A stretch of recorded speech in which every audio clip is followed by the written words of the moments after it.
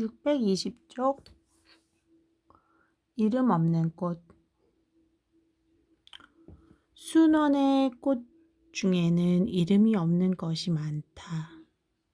대개 사물은 스스로 이름을 붙일 수 없고 사람이 그 이름을 붙인다.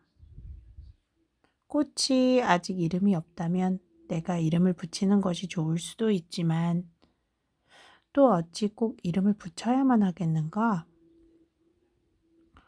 사람이 사물을 대함에 있어 그 이름만을 좋아하는 것은 아니다. 좋아하는 것은 이름 너머에 있다. 사람이 음식을 좋아하지만 어찌 음식의 이름 때문에 좋아하겠는가? 사람이 옷을 좋아하지만 어찌 옷의 이름 때문에 좋아하겠는가? 여기에 맛난 회와 구이가 있다면 그저 먹기만 하면 된다. 먹어 배가 부르면 그뿐. 무슨 생선의 살인지 모른다 하여 문제가 있겠는가? 여기 가벼운 가죽옷이 있다면 입기만 하면 된다. 입어 따뜻하면 그뿐. 무슨 짐승의 가죽인지 모른다 하여 문제가 있겠는가? 내가 좋아할 만한 꽃을 구하였다면 꽃의 이름을 알지 못한다 하여 무슨 문제가 있겠는가? 정말 그러네요. 정말 좋아할 만한 것이 없다면 굳이 이름을 붙일 이유가 없고 좋아할 만한 것이 있어 정말 그것을 구하였다면 또 꼭 이름을 붙일 필요는 없다. 이름은 구별하고자 하는 데서 나오는 것이다. 구별하고자 한다면 이름이 없을 수 없다. 형체를 가지고 본다면 장단대소라는 말을 이름이 아니라 할 수 없으며 색깔을 가지고 본다면 청황적백이라는 말도 이름이 아니라 할 수 없다. 땅을 가지고서 본다면 동서남북이라는 말도 이름이 아니라 할 수 없다. 가까이 있으면 여기라 하는데 이 역시 이름이라 할 수 있고 멀리 있으면 저기라고 하는데 그 또한 이름이라 할 수 있다. 이름이 없어서 무명이라 한다면 무명 역시 이름이다. 어찌 다시 이름을 지어다 붙여서 아름답게 치장하려고 하겠는가? 예전 초나라에 어부가 있었는데 초나라 사람이 그를 사랑하여 사당을 짓고 대부 굴원과 함께 배향하였다. 어부의 이름은 과연 무엇이었던가?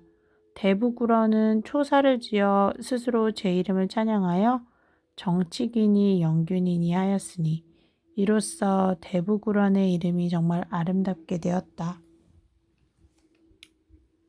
그러나 어부는 이름이 없고 단지 고기 잡는 사람이라 어부라고만 하였으니 이는 천한 명칭이다.